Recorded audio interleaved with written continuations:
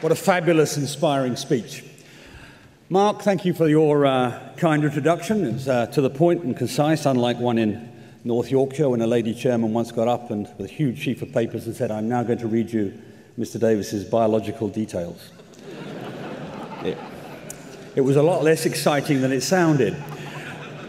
But I intend to be a little less exciting than Kate today, because although everybody on the panel is a signatory of the motion on Monday, we each have different views, as Kate intimated, about how we should play this big game, this great game that we're now in the middle of. When Mark first raised the possibility of me coming to speak today, we were having a quiet lunch in the Gay Hussar, I think, Mark, and all of this seemed a very distant and rather calm prospect. Now we are here in the eye of the storm, and there is no greater issue to face Britain and Britain's political establishment today than a referendum on Europe.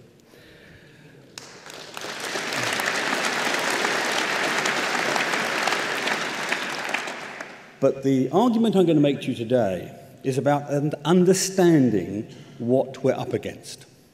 It's one of the characteristics of politics that the best of intentions can turn into the worst of outcomes.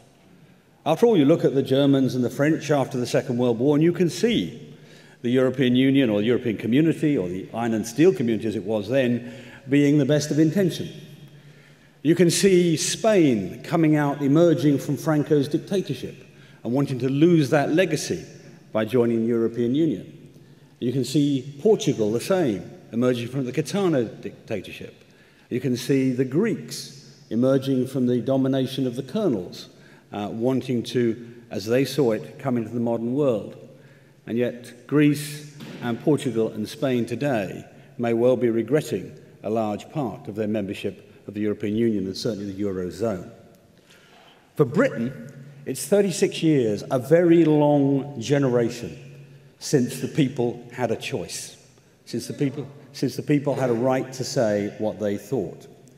Now, actually, when that referendum was put in 1975, it was, of course, not for a European Union, it was for a common market.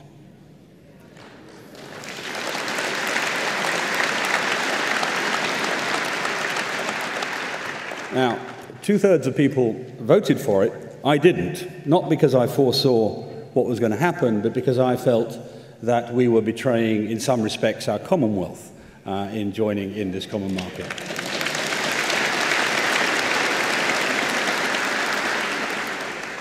But what has happened since has been the transformation of a trade bloc into a nascent superstate. There is no other word for it.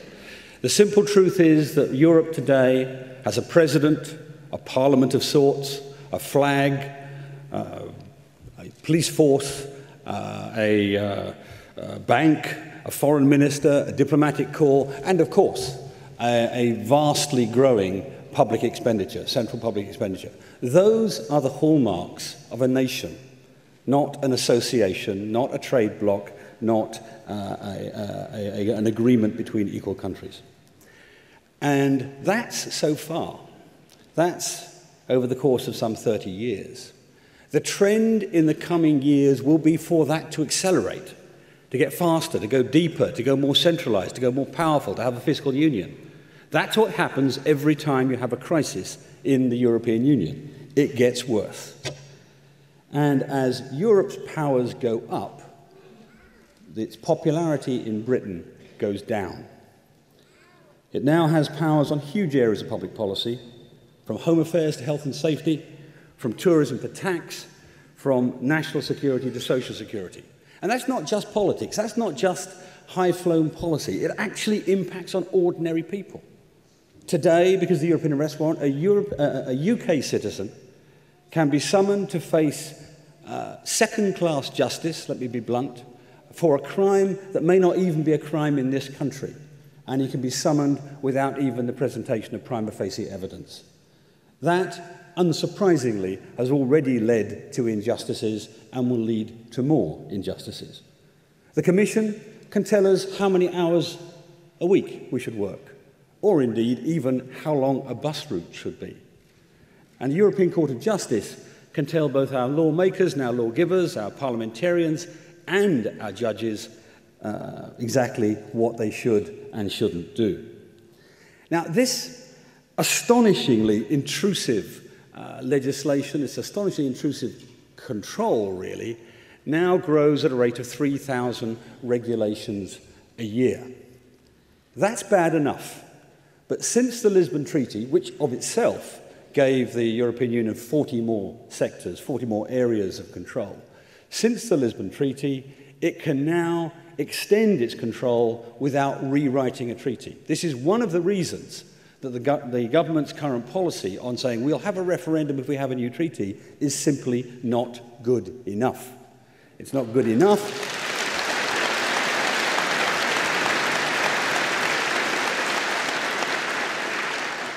It's not good enough because it is a reversal, actually, from the position before, which was if more powers go to the European Union, we'll have a referendum. It's actually now possible for those powers to go without us asking the people. And one thing I want to say about the European Union, I negotiated for us within it. It is essentially an anti-democratic organization.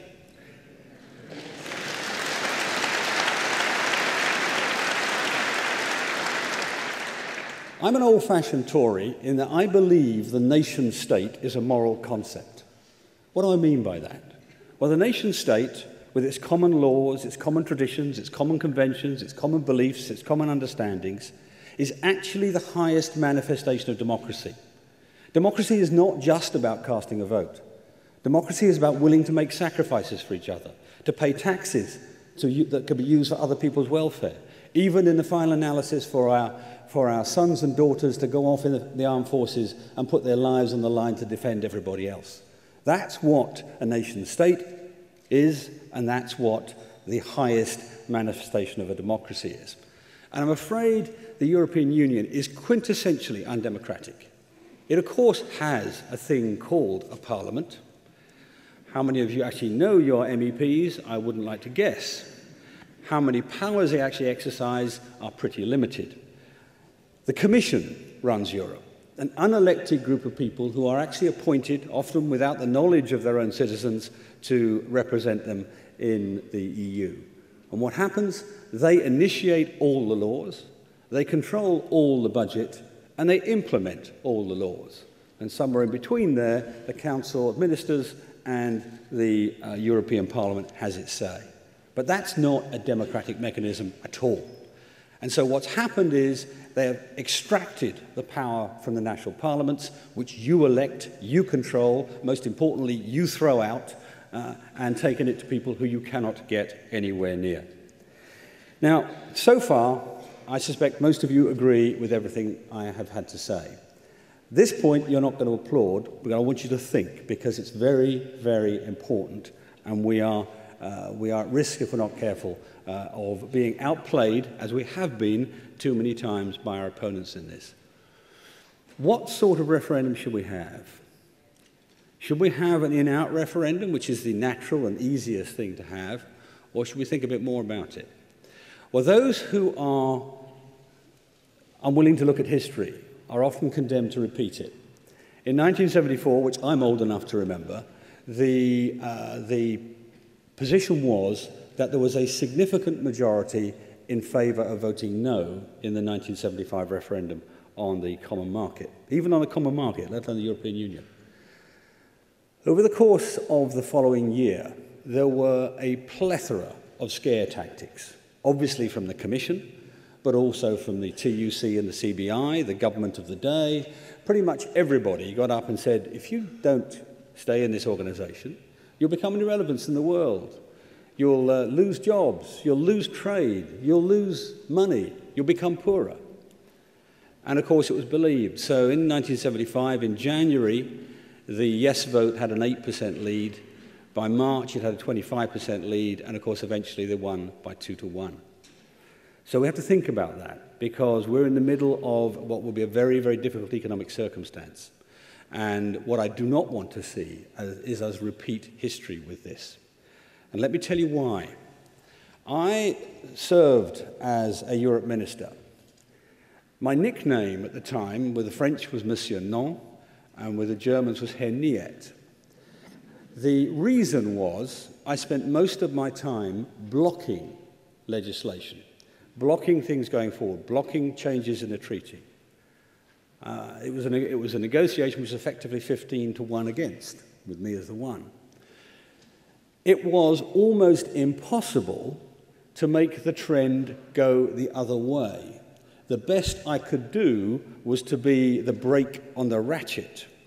So you should not believe governments that tell you, we will just renegotiate, you leave it to us, we'll fix it, don't you worry yourselves. They can't do it. They haven't got the leverage, they haven't got the power. And what's going to happen in the next few years is, as I said, there's going to be a dramatic acceleration in the rate of centralization of Europe, all off the back of the Eurozone crisis. Don't imagine for a second that Greece in the coming years, Portugal, Spain, will have much control over their own economic policy.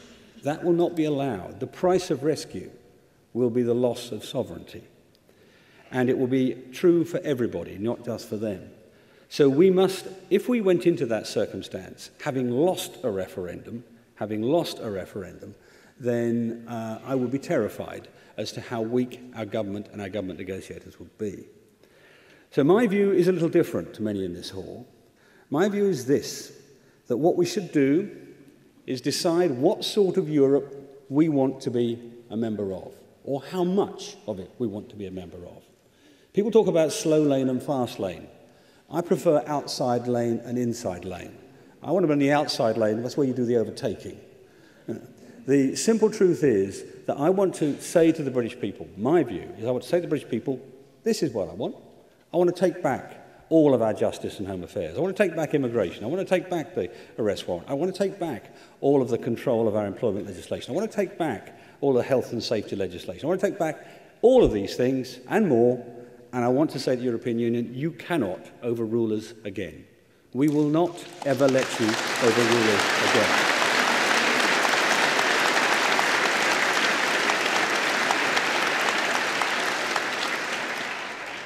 And I want to put that to the British people. And I would be very surprised if we didn't get a 3/4 vote in favour.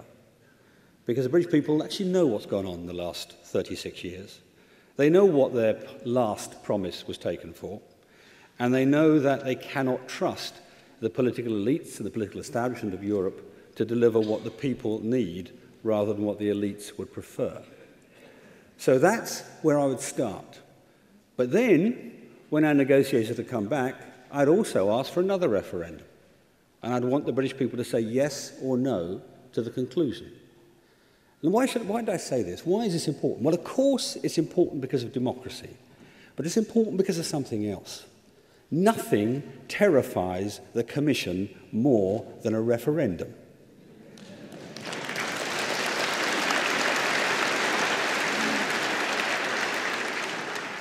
Anti-democratic institutions hate the will of the people. And if you want a demonstration of this, don't take my word for it. Go look at what happened after the first Irish referendum. I think it was on the Nice Treaty. And they objected to the threat to their neutrality. They objected to the threat to some of their laws, abortion law reform and so on. And they also objected to some other financial implications. What did the European Commission do? It changed the treaty. It took away any threat to their neutrality. It took away any threat to their social legislation. It gave legally binding promises. And by the way, it gave them a lot of money too. So the result was, the next time around, in the Commission's view, the Irish got the right answer, not the wrong one. And so that's the other thing about European referenda, by the way. You keep being asked till you get the answer right. It's like a sort of multiple choice question in politics. You know. But the point here is this. They are terrified of it. The same thing happened when the French and the Dutch voted against the constitutional treaty. They had to drop it.